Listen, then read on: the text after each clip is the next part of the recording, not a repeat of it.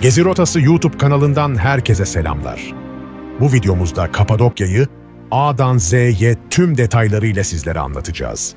Daha önce izlediğiniz tüm Kapadokya videolarını unutun ve arkanıza yaslanın. Çünkü bu videoda Kapadokya'nın önemi, tarihi, oluşumu, gezilecek güzel yerleri, ne yemeliyiz, ulaşımı nasıl sağlarız, nerede konaklayabiliriz, kaç gün kalmalıyız ve ne zaman gitmeliyiz gibi tüm ince detaylara yer verdik. Kısacası bu video sizler için tam bir Kapadokya gezi rehberi olacak. O zaman hazırsanız başlıyoruz. Dünyanın birkaç bölgesinde görülen peri bacalarını başka hiçbir yerde Kapadokya'da olduğu kadar yoğun bir şekilde göremezsiniz. Times gazetesinde yayımlanan Dünyanın yeni 25 harikası listesine 5. sıradan giren Kapadokya, aynı zamanda da 1985'ten beri UNESCO Dünya Kültür Mirasları listesinde. Buraya geldiğiniz ilk günden anlayacaksınız ki Kapadokya, doğası, tarihi, sanatı, kültürü, romantizmi ve efsaneleriyle kendine has bir dünya vaat eden bambaşka bir yer. Öylesine mistik bir hissiyatı var ki daha birçok şeyin yanında kendinizi de keşfedebileceğiniz eşsiz bir coğrafya burası. Kapadokya'nın oluşumu. Kapadokya, bundan yaklaşık 60 milyon yıl önce Erciyes Dağı, Güllü Dağı ve Hasan Dağı'nın yarattığı volkanik arazinin küllü ve yumuşak tabakasının milyonlarca yıl boyunca rüzgar ve yağmur suları ile aşınması ile şekillenmiş, oldukça karakteristik bir bölge. Her ne kadar bu bölgenin temelini doğal koşullar oluştursa da, burada insan eliyle oyulmuş peri bacaları içinde yaşanan hayatlar, Kapadokya'nın asıl büyülü yanını oluşturuyor. Bu bölgedeki insan yaşamının izleri ise Paleolitik döneme kadar uzanıyor. Bölgedeki yeraltı şehirleri, peri bacaları ve mağaralar, Hristiyanların gizlilik içinde güvende yaşamalarına olanak sağlıyor. Bölgede kayalara oyulmuş ve yer altındaki şehirlere kurulmuş birçok kilise de bulunuyor.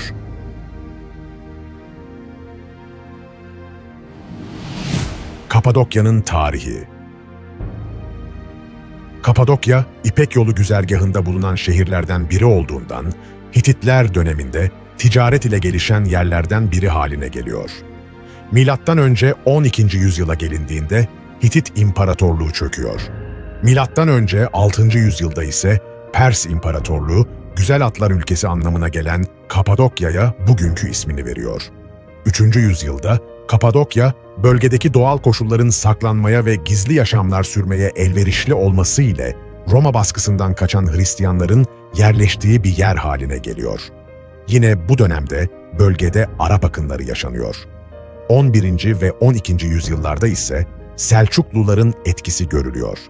Osmanlı döneminde ise sular duruluyor ve bölge sonunda huzura kavuşuyor. Kapadokya'da kalan son Hristiyanlar ise Lozan Antlaşması sonrası bölgeden göç ediyor.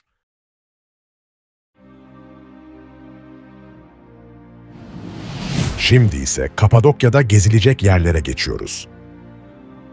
Kapadokya temelde 6 yerleşimde kümeleniyor. Avanos, Çavuşin, Ürgüp, Göreme, Uçhisar ve Ortahisar. Gününüzü planlarken aynı bölge içindeki yerleri beraber gezmek isteyebileceğinizi düşünerek, Kapadokya'da gezilecek yerleri siz yorulmayın diye yakın mesafelerine göre sıraladık. Ve birinci günde ilk rotamız Göreme. Göreme aslında Nevşehir merkez ilçesine bağlı belde. Yani Ürgüp ve Avanos gibi bir ilçe değil ama Nevşehir'in en güzel Kapadokya deneyimlerini vaat eden yerlerinden biri. Kapadokya bölgesindeki en yoğun kaya otellerin ve restoranların bu bölgede toplandığını göreceksiniz. Çünkü Göreme konum olarak o meşhur sıcak hava balonlarının sabahın ilk ışıklarında yükseldiği vadilere bakıyor. Güzel coğrafyası ve Kapadokya'da gezilecek yerler ortasındaki merkezi konumu sebebiyle konaklama için sıkça tercih ediliyor. Ve Göreme'deki ilk rotamız Aşk Vadisi. Kapadokya vadileri arasında hem en popülerlerden hem de en güzel manzarayı sunanlardan biri de Aşk Vadisi. Aşk Vadisi'ni Aşıklar Vadisi, Bağlıdere Vadisi ya da Aşıklar Tepesi gibi isimlerle de duyabilirsiniz. Aşıklar Tepesi aslında vadinin içerisinde panoramik manzarasıyla büyüleyen ve manzara izleme noktası olan tepenin adı. Kişisel tavsiyem, bir gün batımı zamanında Aşıklar Tepesi'ne kurulup muhteşem manzaranın keyfini çıkarmanız. Vadinin aşk ile bağdaştırılmasının nedeni ise dünden bugüne birçok evlilik teklifine sahne olmasından kaynaklanıyor. Aşk Vadisi, 5 kilometre uzunluğa sahip üzüm bağları ve meyve ağaçları arasında keyifli bir parkur sunuyor. Araçla belli bir yere kadar ilerleyip sonrasında yürüyebiliyorsunuz. Doğa yürüyüşlerine meraklıysanız tercih edebilirsiniz. Yaklaşık 2,5 saat sürüyor. Yürüyüşle pek aranız yoksa ve Kapadokya'da balon denemek istiyorsanız da Aşk Vadisi'ni yukarıdan keşfetme fırsatı bulacaksınız.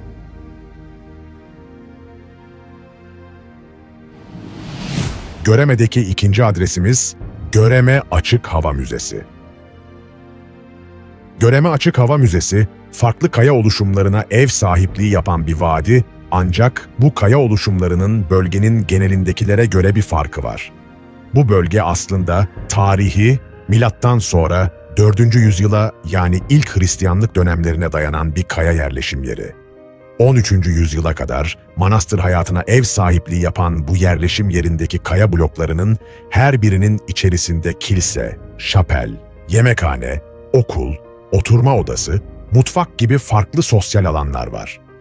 Göreme Açık Hava Müzesi'nde gezilecek yerler ise şöyle: Kızlar ve Erkekler Manastırı, Aziz Basileus Kilisesi, Elmalı Kilise, Azize Barbara Şapeli, Yılanlı Kilise, Karanlık Kilise, Çarıklı Kilise ve Tokalı Kilise.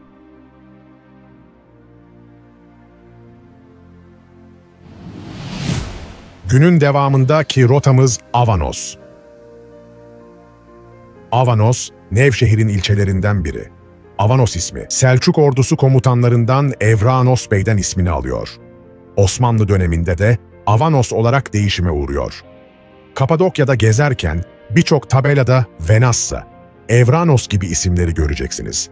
Bu isimlerin Avanos'un eski isimleri olduğunu bilmeniz yeterli.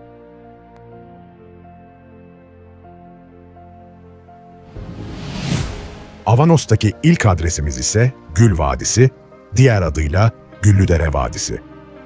Güllüdere Vadisi, Kapadokya'da gezilecek yerler söz konusu olduğunda hem doğa yürüyüşü severlerin hem de manzara severlerin öncelik vermesi gereken bir yer. Göreme ve Çavuşin arasında yer alan vadi, 2 kola ayrılıyor ve 4 kilometrelik trekking rotası sunuyor. Gelelim manzaraya. Vadideki peri bacaları gün ışığıyla kırmızı gül rengine dönüşüyor.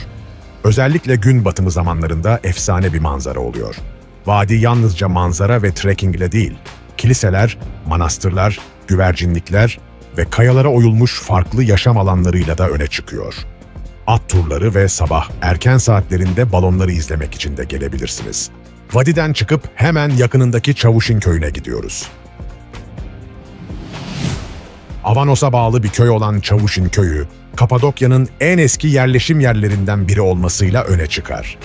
Köy bir yanı yıkılmış harabelerle karanlık bir atmosfer sunsa da yerlisiyle, gezilecek yerleriyle olsun oldukça şirin bir yer.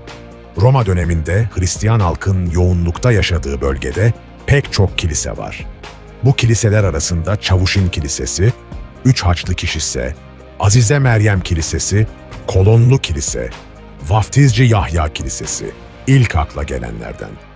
Kiliseler dışında Çavuşin köyünde çömlekçilik geleneğini de yakından tanıma fırsatı bulabileceğiniz birçok çanak çömlek atölyesi var. Kapadokya'nın kilise merkezi, Çavuşin'de en öne çıkan kilise belki de Çavuşin Kilisesi. Çavuşin Kilisesi hemen köyün girişinde yer alıyor. Tabii ki bir bina beklemeyin. Kilise kale gibi görünen bir kaya oluşumunun içerisinde. 964 yıllarına dayandığı tahmin edilen kilise, Kapadokya'nın en eski kiliseleri arasında yer alıyor. 1985'te de Dünya Kültür Mirası listesine alınarak aslında güzelliğini kanıtlamış. Şimdi ise Çavuşin'den yukarı doğru gidiyoruz ve adresimiz Paşabağ Rahipler Vadisi. Paşabağ ve Rahipler Vadisi isimleriyle anılan bu vadide, Kapadokya'da zaman ayrılması gereken yerlerden biri. Vadinin en büyük özelliği, büyüleyici peri bacası şeklinin oluşum aşamasını en iyi yansıtan örneklere ev sahipliği yapıyor olması. Peri bacası denince ilk akla gelen mantar şapkalı figürleri en sık burada görebiliyorsunuz. Vadinin bir diğer özelliği de bir zamanlar inzivaya çekilen Hristiyan din adamlarına ev sahipliği yapmış olması. Bu nedenle de Rahipler Vadisi olarak da anılır ve aynı zamanda vadide birçok şapel ve kilise bulunuyor. En popülerlerinden biri ise Aziz Simeon adına yapılmış şapeldir. İkinci gündeyiz ve rotamız Zelve Açık Hava Müzesi. Zelve öğren yeri, peri bacalarının en yoğun olduğu 3 vadiden oluşuyor. Aynı zamanda da Kapadokya'nın en eski ve en uzun süre kullanılmış yerleşim bölgelerinden birisi. Hatta söylentilere göre bölgede Hristiyanlık ilk olarak burada yayılmaya başlamış. 1952 yılına kadar yerleşimin devam ettiği vadi boyunca manastır, kilise, tünel, değirmen ve farklı yerleşim yerlerine denk gelebiliyorsunuz. Vadideki en önemli noktalar ise şöyle: 728'li yıllara dayanan Balıklı, Üzümlü ve Geyikli isimli kiliseler ve Aziz Simeon için yapılmış bir şapel. 3 vadiyi de, yani tüm Zelve öğren yerini gezmek isterseniz, su gibi temel ihtiyaçlarınızı ve mevsim koşullarına uygun kıyafetler konusunda dikkatli olmanızı öneririm. Çünkü yer yer tırmanmanız, tünellerden geçmeniz gibi zorlu kısımlar da var. Biraz mola verip dinlendiyseniz bir başka vadiye gidiyoruz. Devrent Vadisi. Hayal Vadisi veya Pembe Vadi isimleriyle de bilinen Devrent Vadisi ile hayaller kurmaya, bambaşka diyarlarda gibi hissetmeye hazır mısınız? Devrent Vadisi, Kapadokya gezilecek yerler programlarında bence mutlaka olması gereken keyifli bir nokta. Kapadokya vadileri arasında klasik peri bacası formlarından uzak ve daha turuncu, pembe renkli kaya oluşumlarıyla dikkat çekiyor. Burada nasıl peri bacaları göreceğiz derseniz, aslında cevap tamamen sizin hayal gücünüzde saklı. Vadideki peri bacalarını hayvanlardan birçok farklı objeye, kısacası 1001 türlü cisime benzeten var. Vadinin belirli bir girişi çıkışı yok. Bir ucu Devrent'e, diğer ucu Kızılçukur'a uzanan U şeklinde bir yapısı var. Diğer vadilere göre yürüyüş parkuru da çok müsait değil, ancak dilediğiniz gibi gezinerek hayallere dalabilirsiniz.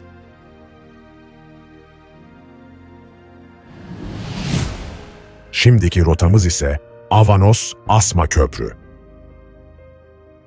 Öncelikle Avanos-Asma Köprü dendiğinde Tahta Köprü, Sallanan Köprü gibi farklı isimler duyabilirsiniz. Her isimden de anlayacağınız üzere köprünün özelliği siz üzerinde yürüdükçe hafif hafif sallanması. Bu durum kimileri için korkunç, kimileri için eğlenceli hissettirebilir. Ancak öyle abartı bir sallanma durumu yok. Köprü yine Kızılırmak'ın üstünde yer alıyor. 1973 yılında yapılmış ve iddialara göre Türkiye'nin ikinci asma köprüsü. Köprü sadece yayaların kullanımına açık olduğu için sallana sallana yürüyebilirsiniz. İlginç müzeler ilginizi çekiyorsa, Avanos Saç Müzesi planlarınız kendi atölyesinde çalışan Galip Körükçü'nü 1979 yılında Fransız bir turistin saçlarını çok beğenerek bir tutam istemiş ve atölyesine asmış. Sonrasında gelen ziyaretçiler hikaye üzerine saçlarından tutam bıraktıkça ve Galip Bey'de talepte bulunmaya başladıkça işler büyümüş. Bugün müzede saçlar isimler, bilgiler ve hatta vesikalıklar ile duruyor.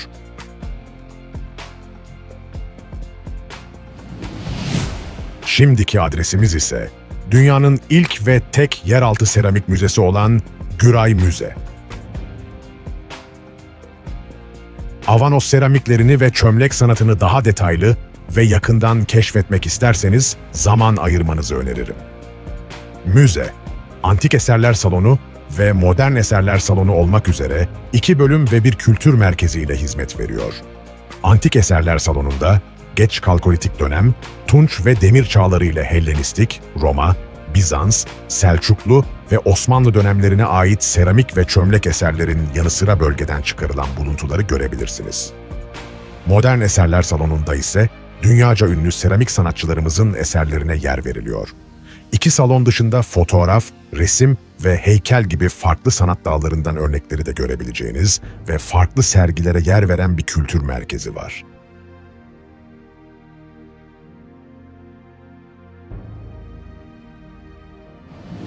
Üçüncü gündeyiz ve Kapadokya gezilecek yerler listemizin bir diğer önemli noktası Ürgüp.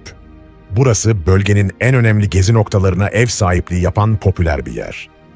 Bölgenin görülmesi gereken en önemli yerlerden biri olan Temenni Tepesi'ne gidiyoruz.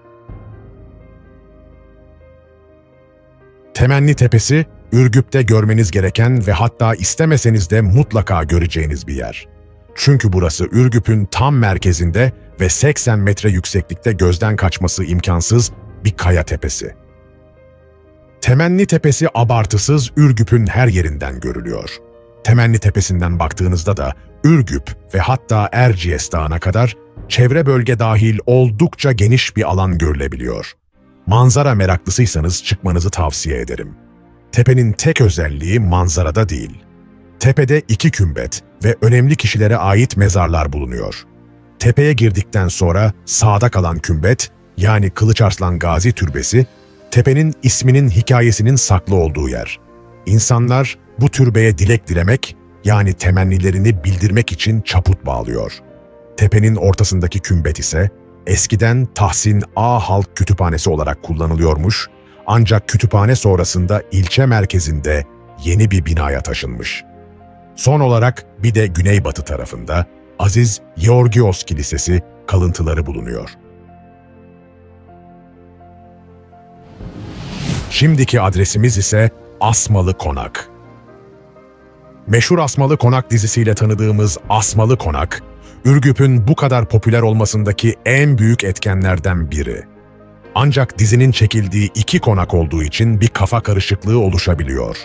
Öncelikle eğer günümüzde Asmalı Konak Müzesi olarak da anılan konağı ziyaret etmek isterseniz Ürgüp merkezdeki konağa gitmelisiniz. Dizinin daha az bölümünün çekildiği diğer konak içinse yolunuzu Ürgüp'ün sevimli kasabası Mustafa Paşa tarafına çevirin. Bugün Old Greek House adıyla hizmet veren bir otelin olduğu konağı kolaylıkla bulacaksınız.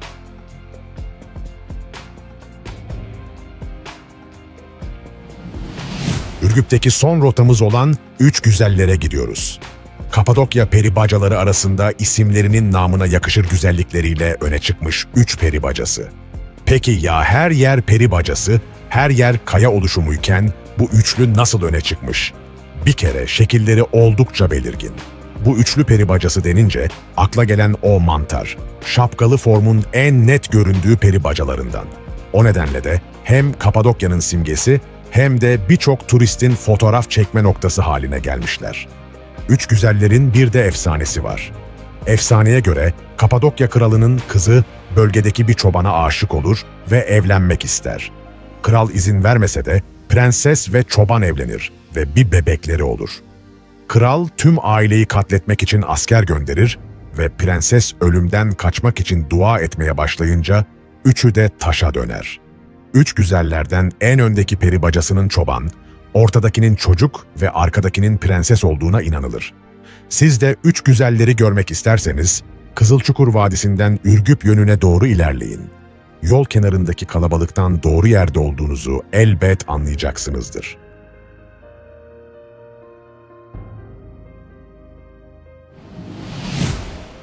Ortahisar Kalesi.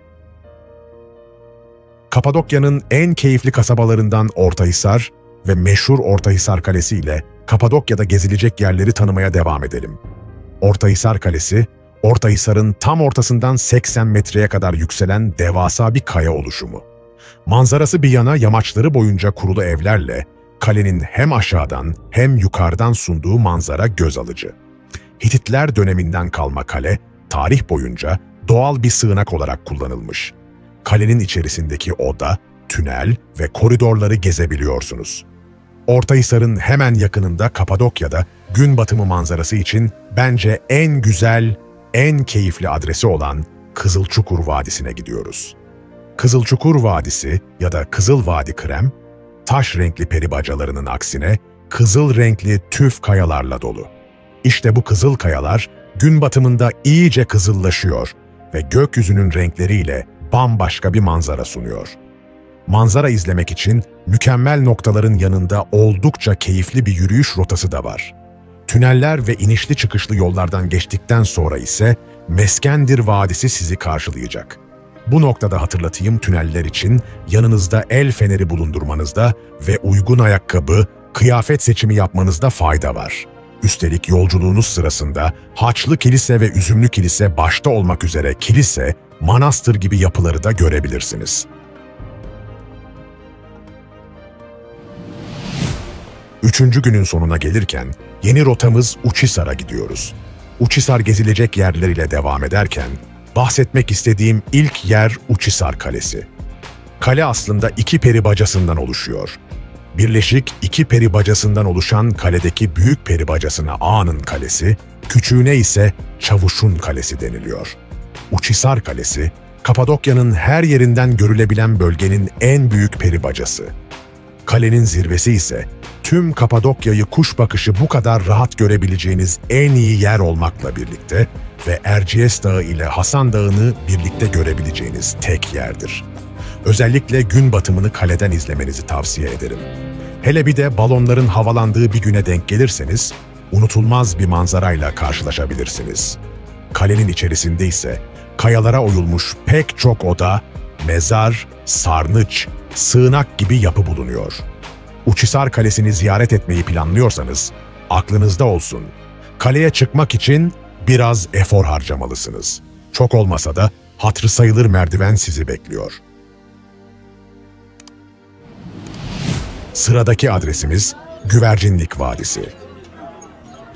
Güvercinlik Vadisi, Kapadokya'nın peri bacaları ve sıra dışı kaya oluşumlarıyla süslü enfes vadilerinden biri olmanın yanında trekking, bisiklet, koşu gibi açık hava sporları için en tercih edilen vadi. Vadi Uçhisar'dan başlıyor ve Göreme'ye kadar 4 kilometre bir alan boyunca devam ediyor. Adından da tahmin edeceğiniz üzere vadinin güvercinlerle tatlı bir ilişkisi var. Zamanında burada yaşayan yerli halk güvercinler için kayalara güvercin yuvaları oymuş. Bölgede barınan kuşlardan elde ettikleri gübrelerle üzüm bağlarını beslerken yumurtaları ise frekslerin açılarında kullanmışlar. Bugün yine bölgedeki güvercin yoğunluğunu direkt fark edeceksiniz. Şimdiki rotalarımız şimdiye kadar saydığımız yerlerden biraz uzak ve ayrıca bir gününüzü alabilir. Bunlardan bir tanesi de Mustafa Paşa. Mustafa Paşa ya da antik dönemlerde bilinen ismiyle Sinasos, Ürgüp'e 5 kilometre uzaklıkta yer alan eski bir Rum köyü. Aslında Mustafa Paşa'dan rehberde ele aldığım birkaç yerde de bahsetmiş bulundum. Yine de burası bence başlı başına etrafı keşfetmek ve yerli halkın yaşamına şahit olmak için ziyaret edilmesi gereken bir yer olduğu için ayrıca da yer vermek istedim. 1924 yılında Türk ve Yunan nüfus mübadelesine kadar Rumların yaşadığı bir yermiş. Mübadele sonrası Türk nüfusu kasabaya yerleşmiş ve söylentilere göre bu nüfus Mardin ve Suriye taraflarından gelen insanlarmış. Bu söylentinin nedeni ise mimari benzerlik. Mustafa Paşa'ya hakim mimari Mardin mimarisine oldukça benziyor. Eskiden 700'e yakın taş konak olan kasabada bugün neredeyse 100 ev, 30'a yakın kilise ve şapel var. Mustafa Paşa'da gezilecek yerler ise Mehmet Şakir Paşa Medresesi, Aziz Nikolaos Manastırı, Konstantin Helena Kilisesi, Aziz Basil Şapeli, Saklı Vadi, Kapadokya Sanat ve Tarih Müzesi, Maraşoğlu Köprüsü ve Asmalı Konak. Mustafa Paşa'nın hemen yakınında bulunan Gomeda Vadisi'ne gidiyoruz. Korku filmlerine ve esrarengiz efsanelere meraklıysanız, Kapadokya gezilecek yerler listenize Gomeda Vadisi'ni mutlaka eklemenizi öneririm. Gomeda Vadisi, Ürgüp'e 5 kilometre mesafede yer alan Mustafa Paşa kasabasında bulunuyor. Jeomorfolojik olarak bakıldığında İhlara Vadisi'nin bir küçüğü. Bu nedenle Küçük İhlara Vadisi adıyla da anılıyor. Vadi içerisinde süzülen Bey Deresi, meyve ağaçları gibi yönleriyle doğayla cıvıl cıvıl bir atmosfer sunsa da, karanlık mağaralı ve apartman görünümlü kaya oyuklarıyla da bir o kadar ürkütücü. Ancak bu görüntünün nedeni aslında güvercinler. Güvercinlik olarak adlandırılan bu kaya oyukları kimi yerlerde 6 katlı apartmanlar gibi, kimi yerlerde ise kaleler gibi görünüyor. Gomeda Vadisi içinde kimisinin adı bile bilinmeyecek kadar eski birçok kilise de var. Alakara Kilisesi, Aziz Basilios Kilisesi bu kiliseler arasında öne çıkanları. Bir de vadi içerisinde eski bir yeraltı şehri bulunuyor. Oldukça küçük bir girişi olan yeraltı şehrini gezmek isterseniz biraz zorlu, çünkü tüneller ve giriş oldukça dar. Klostrofobiniz varsa denemenizi önermem. Ayrıca Gomeda Vadisi'nin devamında da Üzengi Vadisi bulunuyor. Yürüyüş parkurunda ilerleme niyetiniz varsa Üzengi Vadisi'ni de keşfedebilirsiniz. Bu noktada yer yer atlamanız veya suya girmeniz gerekiyor. Yürüyüş yapma planınız varsa hazırlıklı gelmenizi tavsiye ederim. Hazır yeraltı şehirlerden bahsetmişken, Gomeda Vadisi'ne yakın Kapadokya yeraltı şehirlerine değinelim.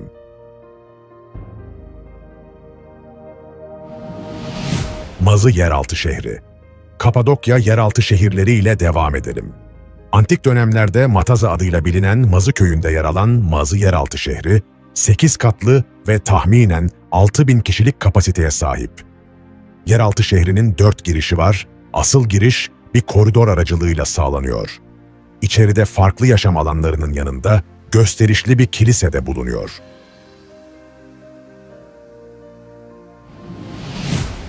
Derinkuyu yeraltı şehri. Kapadokya gezilecek yerler programınızda tek bir yeraltı şehrine zaman ayırmak istiyorsanız, en popüler yeraltı şehri sayılan Derinkuyu yeraltı şehrine göz atabilirsiniz.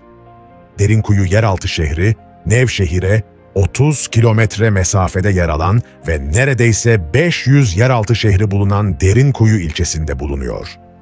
Bilinene göre Derinkuyu'nun tarihi Asur kolonilerine dayanıyor.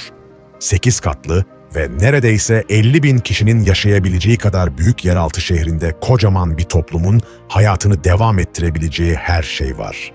Evler, ahırlar, depolar, misyonerler okulu, günah çıkartma yeri, vaftiz havuzu, kuyular ve daha birçok alan sizi bekliyor.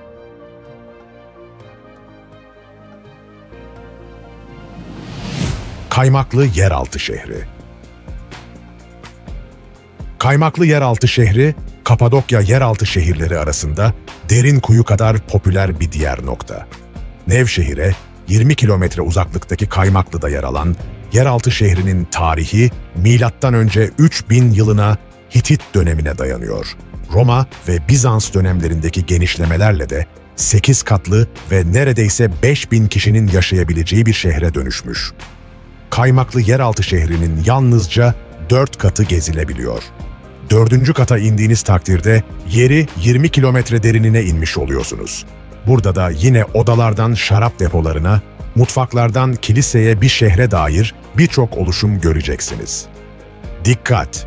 Tüm yeraltı şehirlerinde işaretler konusunda dikkatli olmalısınız. Girerken kırmızı okları, çıkarken mavi okları takip edin. Böylece dar veya girilmemesi gereken tünellere girmemiş olursunuz.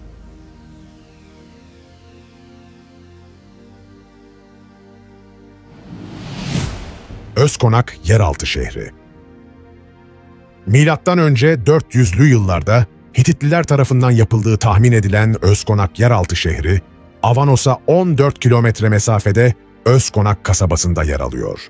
4 katlı inşa edilen Özkonak yeraltı şehrinin giriş katta ahırlar, alt katlara inildikçe ise oda, salon, bebek odası gibi yaşam alanları yer alıyor. Odalar dışında kuyular, mezarlar, şarap depoları gibi farklı bölümler de var. En alt katın son kısmı ise hem ürkütücü hem meraklandırıcı.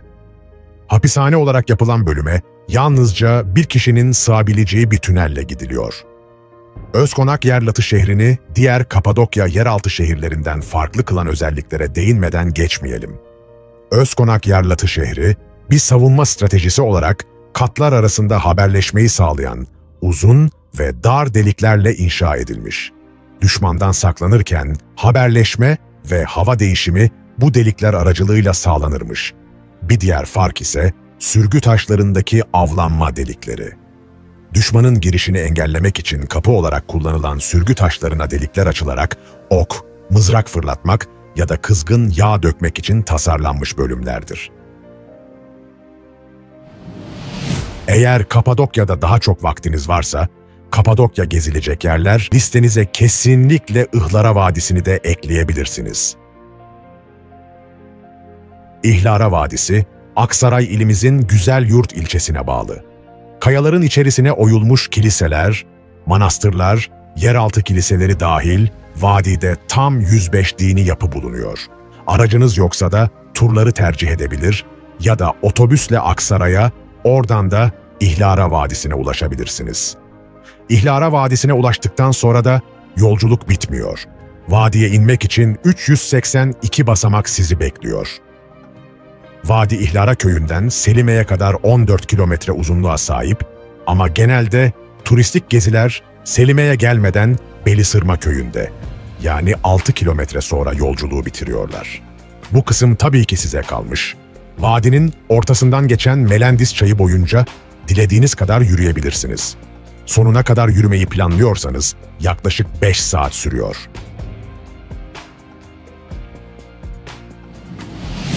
Kapadokya'da gezilecek yerlere nasıl gidilir? Öncelikle öne çıkan bölgelerin sayısı, ulaşım konusunda sizi tedirgin etmesin. Ayrı bölgeler olsalar da her biri aslında birbirine yakın. Bu nedenle Kapadokya'da ulaşım da sıkıntılı değil. Minibüs, dolmuş ve taksi var. Bölgeler arası hepsi ulaşım sağlasa da sefer saatleri ve konfor olarak sıkıntı yaşayabiliyorsunuz. Kapadokya'da gezilecek yerlere ulaşım için benim tavsiyem kesinlikle kişisel araç. İmkanınız varsa kendi aracınızla gitmenizi ya da Kapadokya'da araç kiralama alternatiflerine göz atmanızı tavsiye ederim. Böylece dilediğiniz yere, dilediğiniz zaman ulaşabilirsiniz. Gezilecek yerler hem çok fazla hem de yüz ölçümü olarak Kapadokya büyük bir alan. Yani araçla gezmek zaman ve konfor açısından çok büyük avantaj sağlayacaktır. Gün doğumunda balonları izlemek ve gün batımında vadileri gezmek gibi aktiviteleri de göz önünde bulundurunca kişisel araç planlamada büyük kurtarıcı oluyor.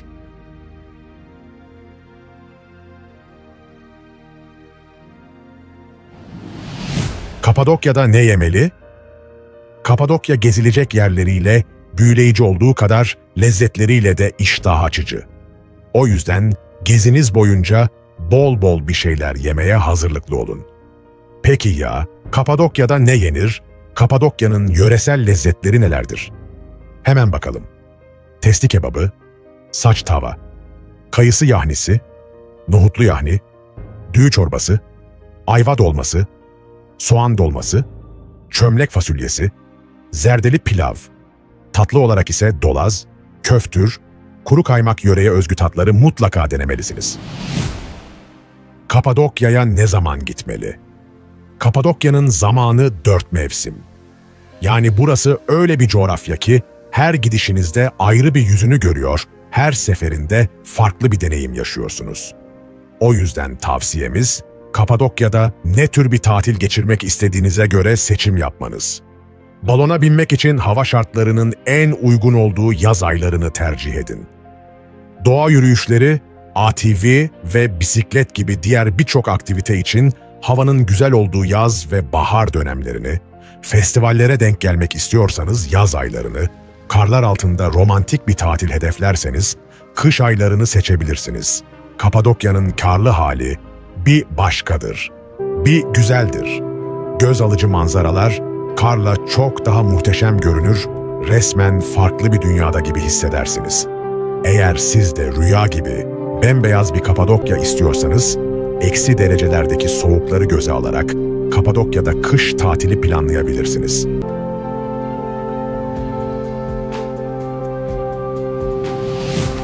Kapadokya'da kaç gün kalmalıyız diye sorarsanız, Kapadokya'yı tam anlamıyla ve keyfini çıkararak gezmek istiyorsanız, en az 3 gün kalmanızı tavsiye ederim.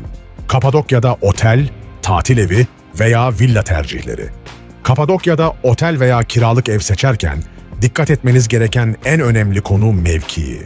Çünkü Kapadokya çok geniş bir araziyi kaplıyor. O nedenle konaklayacağınız yeri çok stratejik belirlemeniz gerekiyor. Gitmek istediğiniz yerlere uzak kalmak istemezsiniz. Otel seçmek için en iyi bölgeler Avanos, Uçhisar, Göreme, Ortahisar ve Ürgüp. Nevşehir merkez maalesef çok uzakta kalıyor. Özellikle de Uçhisar hem Göreme gibi çok turistik olmaması hem de konumu ve fiyatı itibariyle oldukça mantıklı. Bir gezi videosunun daha sonuna geldik. Bu videoda Kapadokya hakkında aklınıza gelebilecek tüm soruları cevaplamaya çalıştık. Daha fazla içerik için videoyu beğenmeyi ve kanala abone olmayı unutmayın. Bir sonraki videoda görüşmek üzere, hoşça kalın.